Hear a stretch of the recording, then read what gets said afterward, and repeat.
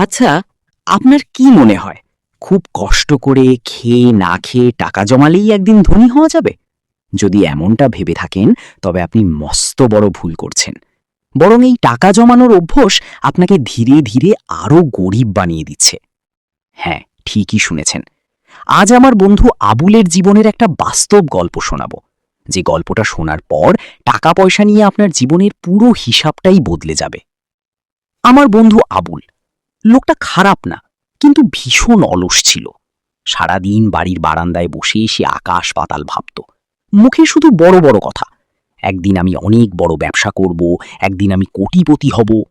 কিন্তু কাজের বেলায় কিচ্ছু না। সংসার চালাতো তার স্ত্রী। সে একা হাতে সেলাইয়ের কাজ করে রান্নাবান্না করে কোনো মতেই দিন পার করত। আর আবুল শুধু দিবা স্বপ্ন দেখত।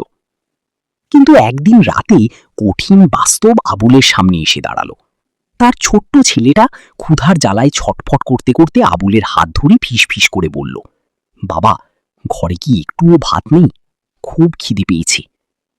আবুল তাকিয়ে দেখল ঘরে এক দানা চাল নেই, খাবার নেই, কিচ্ছু নেই। ছেলের ওই ক্ষুধার্ত চোখের দিকে তাকিয়ে আবুলের বুকটা ফেটে যাচ্ছিল।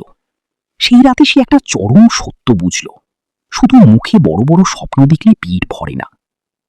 পরদিন সকালেই আবুলের জীবন পাল্টে গেল। সে ঘর থেকে বেরিয়ে সোজা মাঠে গেল কাজের সন্ধানে। কড়া রোদ, হাড় ভাঙা খাটুনি, তবুও সে থামল না, আর শুরু করলো পাগলের মতো টাকা জমানো। বিছানার নিচে একটা কাচের বয়ামে সে তার ঘাম ঝরানো পয়সাগুলো জমাতে লাগলো। ছেঁড়া লুঙ্গি পরত, একবেলা না খেয়ে থাকত, শুধু ওই বয়ামে টাকা ফেলার টুংটাং শব্দটা শোনার জন্য। সে ভাবল, এবার বুঝি তার দিন ফিরবে। মাসের পর মাস গেল, আবুলের কাচের বয়ামটা টাকায় ভরে উঠল। বুক ভরা গর্ব আর আনন্দ নিয়ে সে বাজারে গেল ৩ বস্তা চাল কিনতে, যাতে পরিবারের আর খাবারের কষ্ট না হয়। কিন্তু দোকানদার টাকাগুলো দেখে মাথা নেড়ে বলল, আবুল ভাই, দিনকাল পাল্টে গেছে, জিনিসের দাম এখন আগুন। আপনার এই জমানো টাকায় ৩ বস্তা চাল হবে না, বড়জোর ১.৫ বস্তা হবে। আবুলের মাথায় যেন আকাশ ভেঙে পড়ল।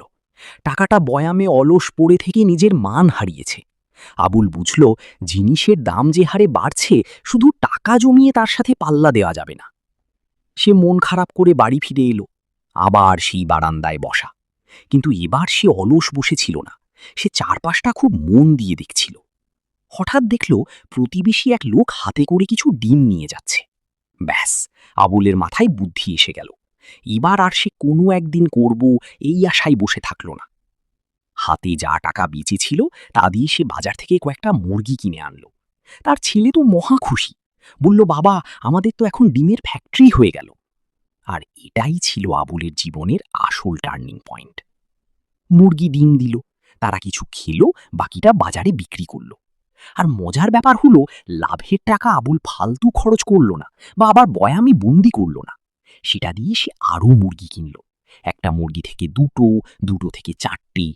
আবুল এখন আর অলস নেই, আর তার টাকাও বয়ামি ঘুমিয়ে নেই। টাকা এখন আবুলের জন্য দিন রাত কাজ করছে।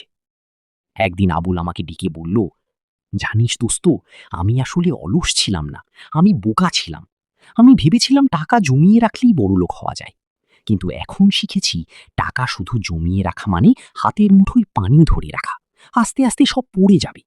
কিন্তু বিনিয়োগ করা মানে কুয়ো খনন করা, যেখান থেকে আজীবন পানি আসবে। তাই অর্থলজিকের প্রিয় দর্শক, আবুলের জীবন থেকে আজ এই শিক্ষাটা নিন।